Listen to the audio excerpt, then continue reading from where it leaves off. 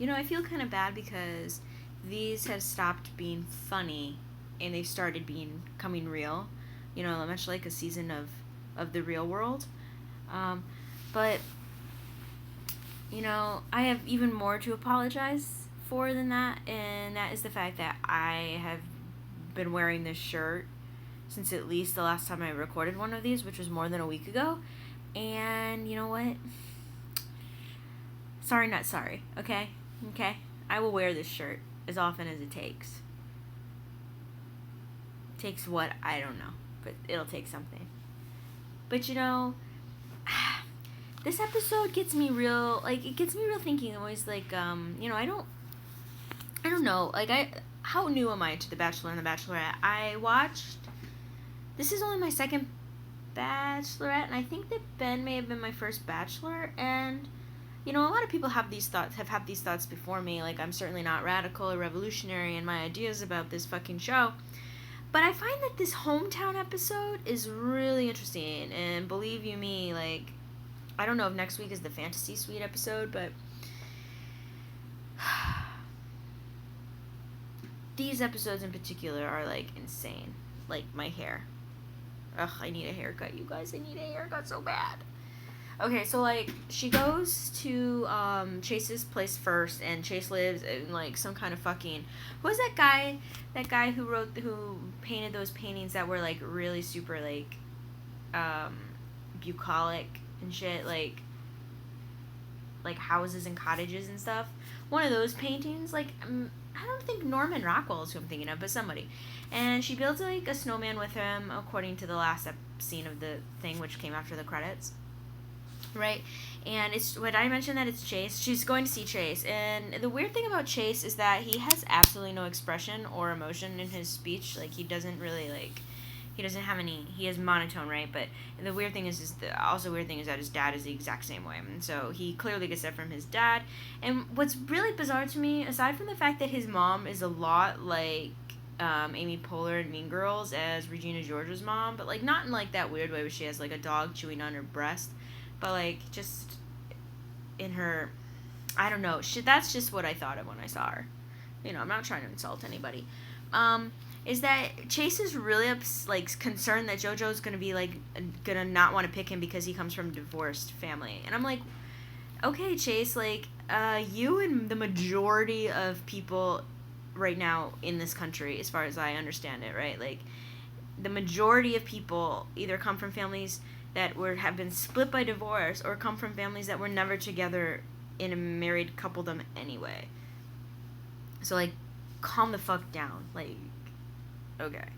So, she goes and she sees Chase, and, it's uneventful, blah, blah, blah. I think that he has a sister. Sister kind of looks like him. He carries it better. They both sort of look like their dad. And that's all I can say because Chase is fucking boring. But I'll get more into it, in a bit. So after that, she goes and visits Jordan. I was really surprised that Jordan was the second person that she visited. And this is how I know that Chase is not really a contender. And actually, when we get to talk about the end of the episode, I just was really surprised that she was going to eliminate Luke, but whatever. Okay, so she goes to see Jordan second, and she and Jordan spend the entire day together, right? Ugh, gross, going to his high school, You know what I'm not going to do when I'm bringing home whoever I'm with? Okay, I'm going to lie. I would probably take them to my high school because there isn't that much else to see. But I don't know. You know what I probably wouldn't do, though, is I wouldn't make out in the stacks of my high school library. I had this really, weird thing last year, whatever that was, that thing that has disrupted my entire life up to the point where it ended, since then, of making out in the stacks, because the stacks at the library are pretty good. But you know what? There's no real stacks in a high school library. It's not sexy. Gross. And here's another thing. Stop making out in front of your parents. You've known each other for a month. Stop it. Okay, anyway, she goes to see Jordan, and it's really all about Aaron, right? Because it's always about Aaron, and this will be Jordan's, his ball and chain. He's always going to have to deal with Aaron. And, I don't know. His brother's a less attractive version of him. I really still just don't like him very much. And I just find it, like, somewhat I don't know. I just don't like it. Anyway, she likes Jordan a lot, though. We all knew Jordan was a slam dunk to get to the last episode. After that, she goes and visits Robbie. Robbie, I don't even care. Like, okay, so there's drama when she goes and visits him because his ex-girlfriend's roommate, is spreading lies about how he got on The Bachelorette. And I'm, like, actually, like, 1,000% willing to believe these supposed lies that she's spreading, because JoJo's keeps saying, like, and confirming that he broke up with his girlfriend 3 months ago. Okay, so this is at least a month into the process, if not closer to 2 months in. So maybe they've known each other about 8 weeks. That means that when he got on the show, he'd only been broken up with her for, like, a month. Now, I don't know a whole lot about production of these things, but that means that he would have had to have sent in some kind of audition or application and then gone through the screening process to get on the show in the first place. Are you telling me that happened in a month? Robbie, your math is a little fuzzy. Fuzzy, says Peggy. I also call her Margaret and Madge and Maggie sometimes. Sometimes she's Peg. She's good. So there's drama there, and JoJo should, don't risk it. Why would you risk that? And I get it. I've had similar things, sort of. Where you're kind of like, I'm pretty sure you're not over your ex. And they're like, yeah, I am. Like, let's do this. And then you find out, well, you're actually still hung up on your ex. And you dragged me through the mud. And now I hate myself and you. That last part's not quite true. But I think she should just let him go. I will say one thing for Robbie is that his shoes were better this episode. But only marginally so. So anyway, I don't remember he has a lot of brothers and sisters. That's a big family. They're probably fucking Christian, and we're gonna talk about that later. Okay, so, like, after that, she goes to, Luke in Texas. I should say that, so Chase is in Colorado, Jordan's in Chico, California, Robbie is in St. Augustine, Florida, and Luke is in Barnett, something like that, Texas. And he basically has a hootenanny for her, and I love it. Luke is 1,000% my favorite out of the 4 that are left. I'm not even going to front. And it's not just because I think I would have sex with him. Just a little. Maybe not full-on intercourse, but, like, a little. And, I think he just has swag. He's from Texas. He has that Texas kind of swagger. It's not like a James Dean kind of thing. James Dean wasn't Texan, but, he wasn't Giant, so whatever. Does Giant take place in Texas? I think it does. I don't know. But he also kind of has that Paul Newman thing. I don't know if Paul Newman was Texan, but I would fuck him in a second. A goddamn second. Full-on penetration. I don't know. There's just something about him. And bonus points for, sitting on that, bench of hay. That's just fun. And barbecue. You have, a spit in your backyard. It's pretty banging. And I don't know. I wasn't really paying attention. I was bored. Who gives a shit? But here's the thing about The Bachelor. I'm going to try to do this really succinctly because I don't want to make 2 videos today. Because I'm fucking tired. Is that The Bachelorette and The Bachelor are, I'm trying to decide. It's, on one side, they're, the most heteronormative shit in the world you could even imagine, right? And it's, it's horrible, right? It's, all of these... Okay, well, actually, I'm not even going to explain it. I'm just going to say this. I'm going to propose this. I'm going to propose that The Bachelorette is actually the most radical show on television because it is queering heteronormativity. What do you mean, you're asking? What do you mean by this? Here's what I'm saying. I'm saying that beyond being, a satire of heteronormativity and straight relationships, I think that The Bachelorette is actually making a commentary on it because...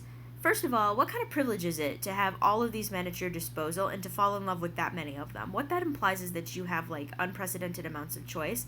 That's an incredible privilege.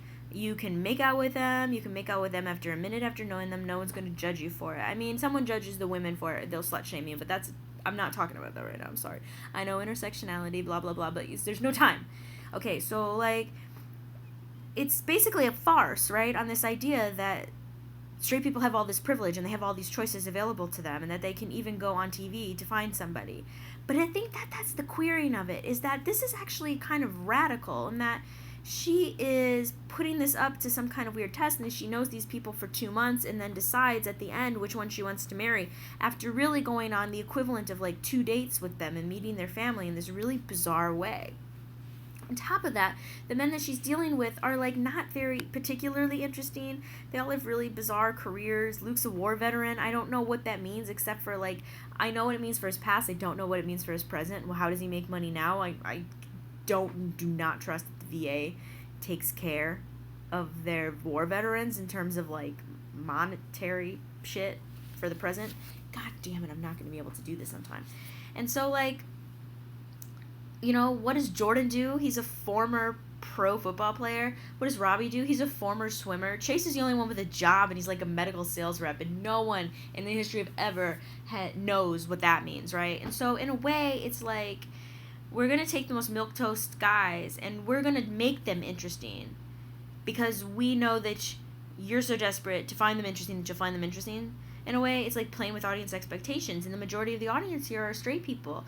And so it's like basically kind of, it's, I don't know, maybe it's this thing called disidentification, which I've been reading about in my Queer of Color class, where it's kind of like you can appreciate the good in something while also still being able to critique it. And in a way, you can use the things that are bad about it to make it even better by just twisting it a little bit.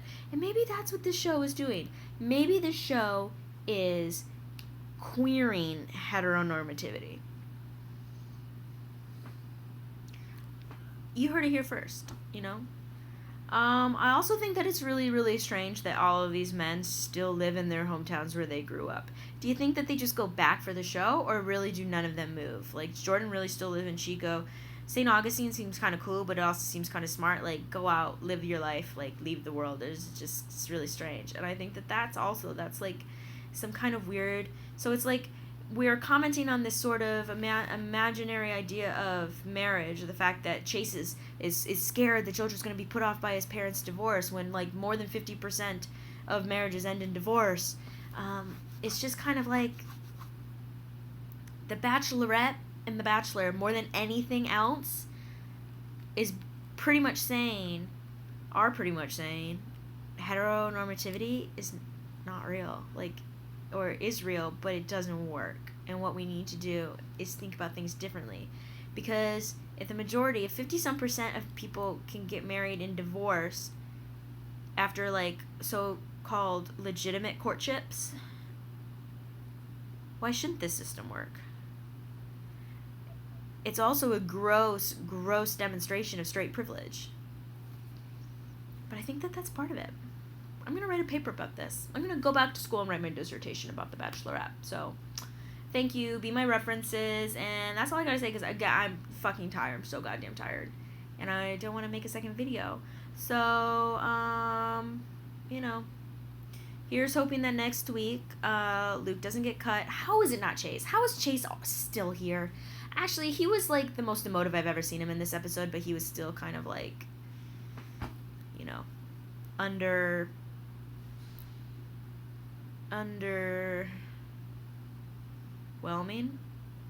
He underwhelmed. So Team Luke all the way. I thought it was really funny when like JoJo told Robbie, "You told me you loved me real close and real early, and it made me feel close to you." And I was like, "Well, I told someone I loved them once, and it definitely tore us apart." But I also thought it was really funny that she was like, "It made me feel close to you." Well, yeah, probably. I mean, I wouldn't mind hearing that from somebody, so that just made me laugh. And again, Robbie's shoes. And why are all the men not wearing the second button when on their suits? They're only buttoning the first button. What is that? They look weird. They look bizarre and weird, and I won't stand for it anymore. I'm not gonna stand for it. I'm gonna write a really heated letter to Chris Harrison about it, and he'll get to it. Next week is probably the Fantasy Suite episode, and then Men Tell All on Tuesday. I probably will not do 2 episodes because that would be horrible, but I might, so who knows. So, I don't know, it's bye. Bye, Peg. Bye, Peggy. Bye, Look, it's my panda. my panda.